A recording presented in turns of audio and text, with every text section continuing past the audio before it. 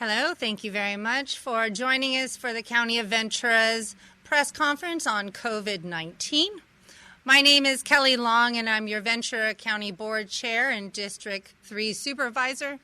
And on behalf of the Board of Supervisors, we really want to say thank you for following the city or the county and state ordinances on our public health for stay well at home for COVID-19. It has been over 5 months now as we have been giving you the information you need to help keep our community safe.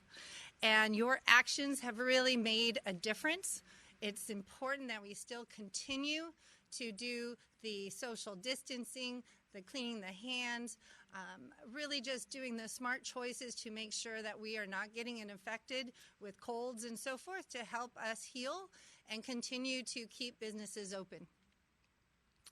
I would like to urge everyone to go to our daily e-updates. You can sign up to them through our Ventura County Recovers.org. Again, that's VenturaCountyRecovers.org. You will get announcements, updates, daily information on how we are doing with COVID-19, watching our numbers. We are hoping to be off the monitoring list as quickly as possible. And your efforts are really helping us to do that. And we'll be hearing more information from our Public Health Director, Rigo Vargas, and also epidemiologist Aaron Slack on more information. But I would also like to urge you to contact your state legislators as we are working with the governor and our state public health. We also have mandates from the state as to what businesses can be opened and not. And so urging them to understand your businesses is very important. I appreciate that you reach out to all of our board members, and we are really working as hard as we can to help you open your businesses. Also, another thing, as a parent, I have 2 daughters that just started school today and would like to say thank you to our Ventura County Office of Education, Stan Mantooth, all the board members, teachers, administration, volunteers for working so hard to get our kids back into school and educating the best safe way as possible. I know there are frustrations with Zooming and internet and just sitting on the computer, but I just want to urge everyone to be patient. We are doing the best we can. If we can lower our numbers, the state and the county will reassess and look at how we can get our kids back into their schools. Today is National Women's Equality Day. And August 26, 1920, the 19th Amendment was adopted, granting women full and equal voting rights. And without that, I wouldn't be standing here today, 100 years later, serving the community of Ventura County, and it's such a great honor. And I hope that everyone understands what a privilege that is for all of us.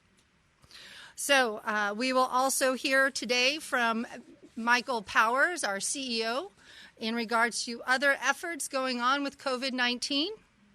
Then we will also talk to Dea Terrafranca, which is a research library talking about archives that the Museum of Ventura County will be doing on our Women's Equality Day. Lots to happen. We have our board meeting, which is September 1st for the Board of Supervisors. You can go to www.ventura.org.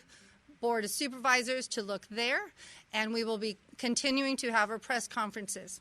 So with that, I will introduce our Rigo Vargas to give us more information on our COVID-19. Thank you very much to everyone tuning in. I always love hearing from all of you that you watch this on a daily, weekly basis and everything. So thank you so much, and be safe.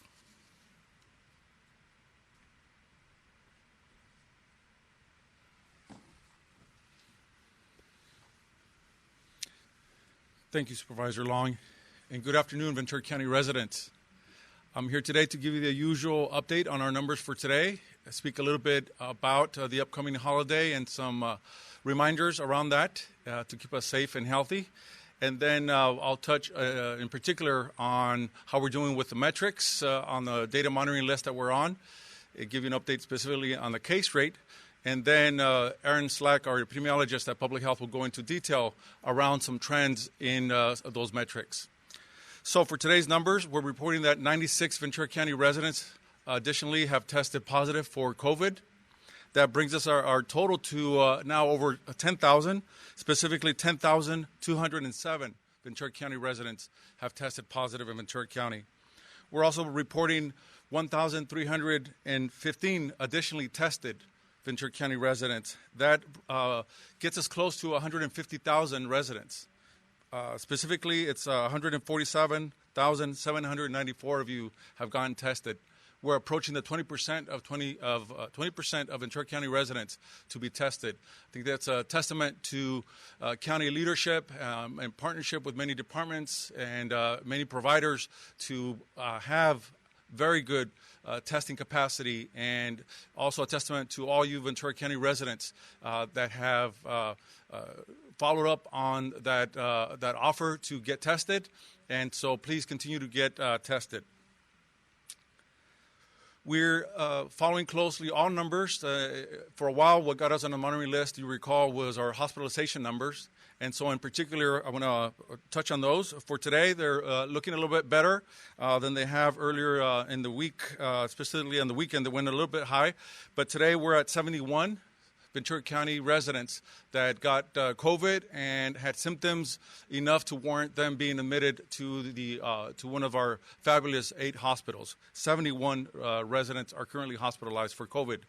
In particular, 17, though, are in intensive care unit. That means their symptoms are severe enough to where they're being very closely monitored, again, receiving excellent quality care at one of our 8 hospitals, but nevertheless, they are in serious condition, and we hope and pray that those 17 get out of that ICU unit, and along with the 71 that are overall hospitalized, that they get back to their place of residence, to their family members, and that they recover. On a sad note, we are reporting 2 additional Ventura County residents that have died while having COVID. So again, we report deaths related and affected by COVID based on death certificates. That means that the doctor found COVID to be a significant or contributing factor to their death, and was listed in their death certificate as a factor in their death.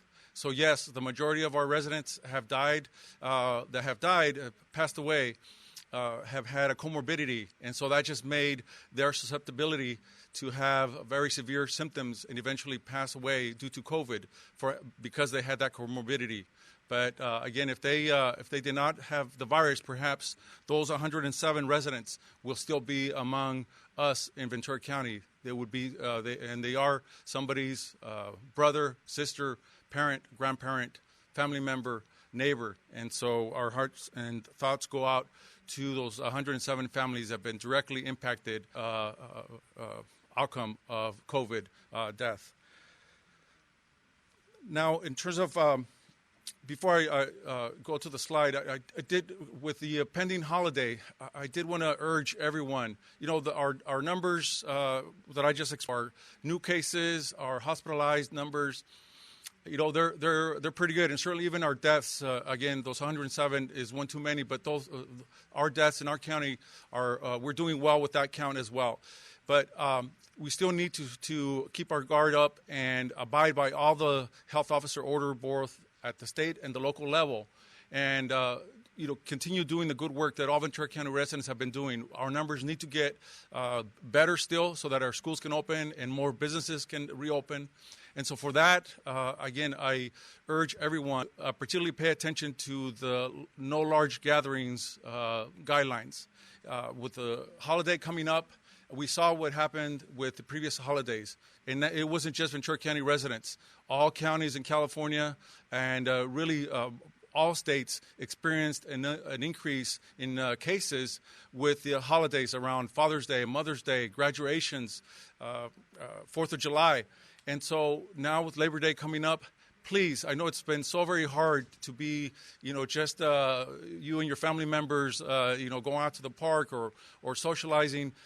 We all miss socializing with our friends and extended family, but it's still not the time.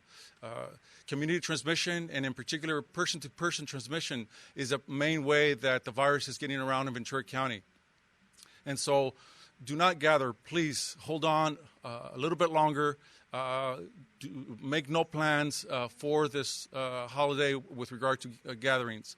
It's very important that we maintain our distance, both physically in terms of the 6 feet, but not otherwise. You can Zoom, you can call. I know that's not ideal, but that's really the only thing that we should do with regard to gatherings is not gather closely.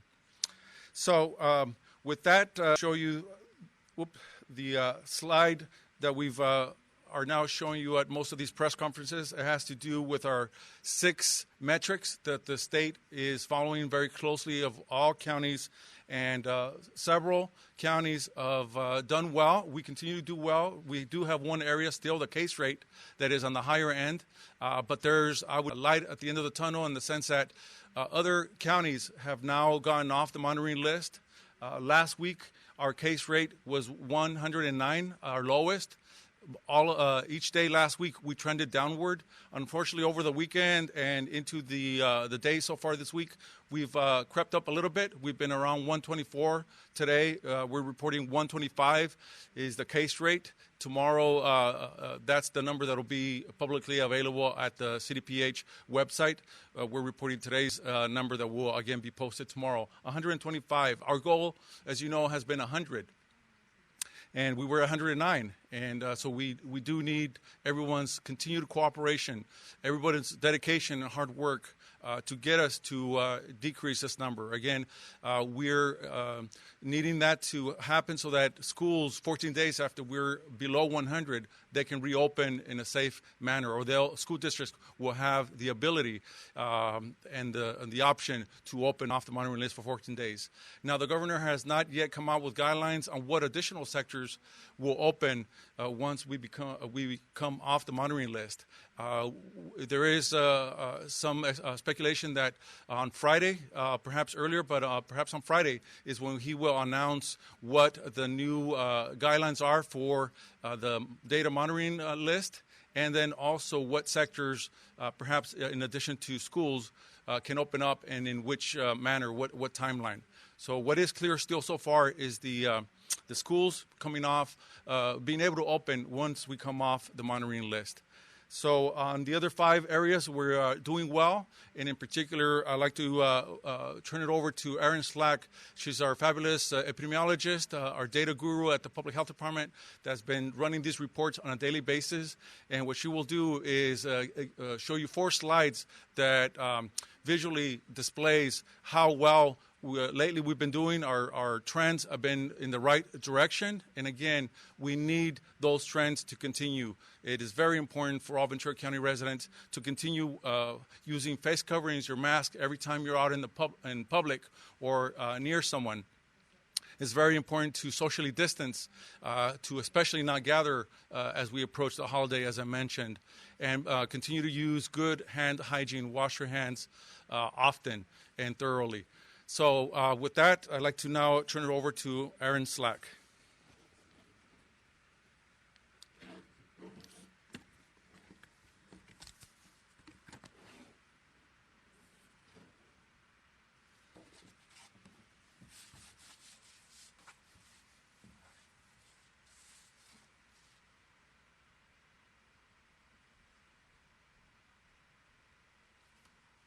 Thank you, Rico. Hello, my name is Erin Slack, and I'm an epidemiologist at Ventura County Public Health. Currently, my job is focused on performing the analysis to provide the information for the daily situation report for COVID-19, and also following up on any additional data needs to help our department make informed decisions regarding public health policy. Today, I will be sharing some trend data for the past 3 months, cases, percent positivity, daily reported hospitalizations, and daily reported deaths. First slide, please. This slide shows the daily reported number of COVID-19 cases by specimen collection date as an average over the past 7 days from June 1st to August 25th. This is different than the number of cases, new cases, that we report each day. For example, today we are reporting 96 new cases, but the specimens were collected on many different dates. 15 were even from August 19th or before because of delays in reporting. Showing the cases reported by specimen collection date allows for a better picture of disease transmission within our community. As you can see, when we first began opening up the county in early June, we were reporting 20 to 25 cases per day. And reported cases continued to increase until we hit our spike on July 18th, with an average of 166 cases reported daily over the previous 7 days, which was just 2 weeks after the 4th of July holiday weekend. Since then, thankfully, we have been on a downward trend, and we're reporting an average of 71 cases as of August 25th, which is much closer to the 60 cases or less per day that we need to get off the monitoring list and reopen schools and also businesses that are currently closed as a result of the health order. Next slide, please. The daily reported numbers are often a function of testing availability and delays in reporting. Therefore, another indicator that we look at to determine disease transmission in the community is percent positivity rate. This slide shows the daily COVID-19 percent positive by specimen collection date as an average over the past 7 days from June 1st to August 18th. Beginning in early June, the percent positivity rate as an average over the past 7 days was 2.7% and continued to increase until we hit our spike on June 26th of 9.1%, which was in part due to an outbreak at a long-term care facility. Since then, we have been on a downward trend and reported 6.4% positivity as of August 18th, which is below the 8% threshold for state monitoring. As of tomorrow, as Rigo reported, CDPH will be reporting our percent positivity rate at 6%. Next slide, please. This slide shows the daily number of hospitalized COVID-19 patients as an average of the past 3 days from June 1st to August 25th. Beginning in early June, we were averaging about 20 COVID-positive patients being treated in our 8 hospitals each day until we reached our spike on July 17th of 100, which also coincided with our spike in increases in cases. Increases in the number of cases also translates into an increase in the number of hospitalizations. Increasing hospitalizations was what first put us on the CDPH monitoring list in early June.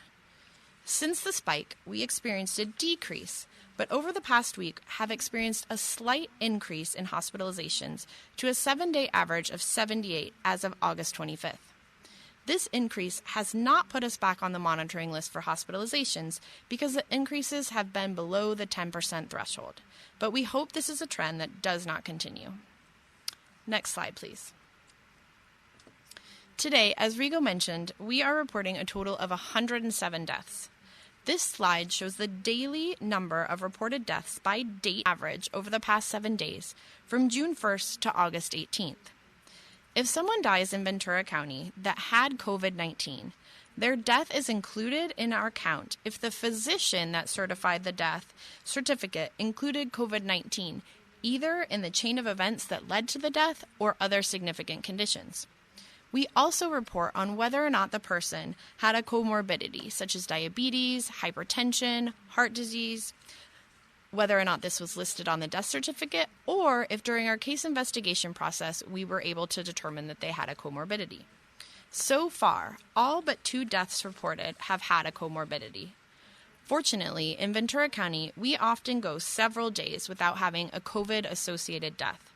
But you can see here that we experienced a spike in COVID-associated deaths beginning in mid-July that lasted through mid-August, followed by a downward trend. Because of the delay in death registration and reporting, deaths reported today often occurred many days or even weeks ago because we wait to report the death until the final death certificate has been registered.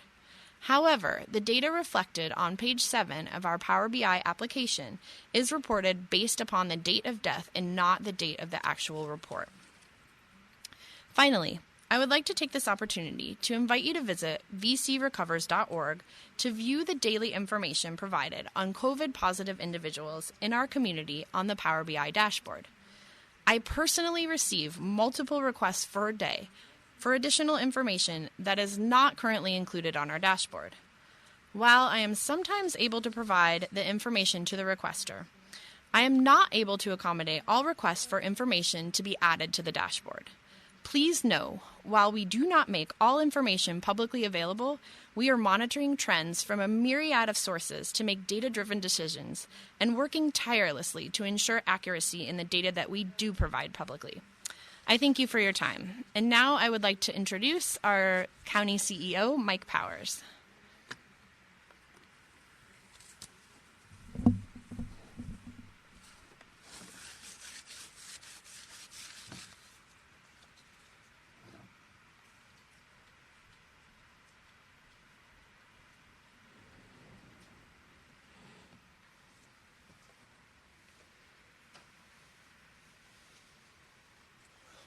Good afternoon, Ventura County, and thank you, Erin. She is our data guru. As Rigo mentioned, she knows her numbers and she watches them very closely for us and for our community. So as you heard from Erin and Rigo, we are and Supervisor Long, we are on a good path thanks to all of you. We're heading in a good direction, not taking anything for granted, but the work that you're doing is taking our numbers in a good direction. And on that, just to give you an update on terms of our business compliance report too. So the state sent down some more strike teams to inspect our local businesses here, another 500 businesses, and very pleased to report no new findings, 0 citations, which is a great reflection on businesses and the ambassador program that's supporting them with our city and county partners. That's now over 2,800 businesses that have been inspected by state strike team, and only 3 violations and 5 warnings. So Ventura County business, you're doing it right, and it's making a difference, and it's putting us on a good path here in Ventura County. I want to pivot just a moment and talk about the fire threats. And speaking with our fire chief, Mark Lorenzen, just recently, of course, with the historic fires we're seeing in our state and nearby locally here too, it's stretching those resources. But locally here, he wants to make sure that everyone is ready and has their ready, set, go kit in place. And you can go online and find out what's involved in that at vcfd.org. That's vcfd.org to get your kit ready and make sure you see all the elements you can have of your plan to be ready here in Ventura County. And also want you to know state resources are stretched, and in fact some of our brave firefighters are not just helping out here locally, but they're helping in other county partners throughout the state. But the chief wants to make sure that you all know that we have the necessary resources here to protect our county from fire. So lots going on in that area, and again we thank our brave firefighters and first responders for keeping us safe here and watching this with such great vigilance as they do. As we go forward now with this pandemic as well, we continue to get requests for resources, and we're so glad that we are getting those requests. Please ask and please seek resources. They're here for you. In one area, in technology, there's a lot of resources available to you, and especially now that we have to have our county buildings closed, we really encourage you to go online. And the best way to find those resources, if you haven't already been able to find them, is to go to our county website, ventura.org. Ventura.org is the site, and on that site you'll see a little green box that says visit our online resources, and that'll give you the full list of all the county resources that are available to you, and they are there for you. Technology is helping in other ways. And of course, there's many patients who are in the hospital who can't get visits from family and so forth, so our hospital team at the healthcare agency has been providing iPads to them so they can stay connected to family and friends, which is so important during this time.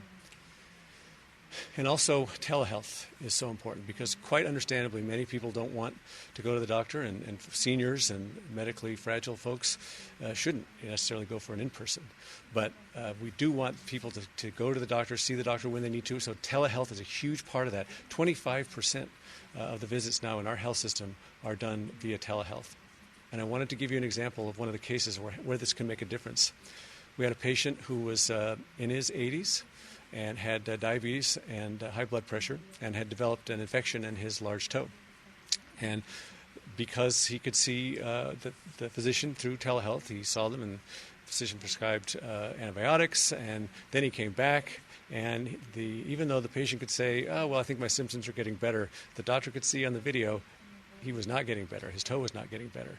So because of those images, he shipped those to a podiatrist who looked at those images, and then he sent those for a vascular study to look at the blood flow.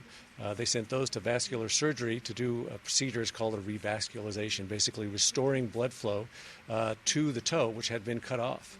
And so then the podiatrist was able to do another surgery to help save the toe. So you can see that all of those series of events might not have happened without that telehealth visit. And God forbid he might have lost his toe or his foot, or it could have been even worse. So that telehealth visit really helped improve his care and prevent, which would have been a much more devastating situation. So please, we want you to visit your physicians. You need to get health care, and we want to make sure you're well going forward here. There's many other resources available to you, and just if you're interested, 211 is a great resource, as well as VenturaCountyRecovers.org. There's many resources available to you. That's why they're there. Food resources. There's food share pop-up sites located throughout the county. The board has funded those. You can see those sites on VenturaCountyRecovers.org. Mental health resources, health resources that are available to you. Tutoring and technology resources from our library. And you'll hear more about that next week, but there's just wonderful resources out there, particularly as kids are getting back in school now. Rental assistance has been huge. The board has now sent out checks, about $11.4 million in rental assistance to 5,400 individuals that are being helped with that rental assistance in our community. And then the last program is business assistance program. So those checks started going out, $5,000 grants to our small businesses locally here on August 12th. And we're very excited to report that we're bringing an item to the board, and this is a top priority for our board and for our cities we know as well. We're bringing an item to the board this coming Tuesday on September 1 to essentially recommend funding all of the eligible business applicants. So stay tuned for that, and we look forward to bringing you more in that area. Last point I'd like to make is that this is National Women's Equality Day, and so that is a very important that we celebrate that here today. And diversity and inclusion is a top priority for our board. They want to ensure equality and justice and equity for all. And to that end, we have a diversity and inclusion task force here at the county. It's been operating for several years. It's a best practice. We have a mentorship program that's in its fourth cohort now, and we're actually in the process of hiring a diversity officer as well to encourage these countywide diversity efforts. And with the recent events, of course, in Wisconsin, we see that we do have more work to do here. So we're continuing these community forums as well as our employee forums to ensure diversity here in our county. And on that note, it's my privilege now to introduce to you Dea Terrafranca, the Research Library and Archives Director with the Museum of Ventura County, to give us information about National Women's Equality Day and a virtual exhibit honoring the women's right to vote. So I'll turn it over to Dea.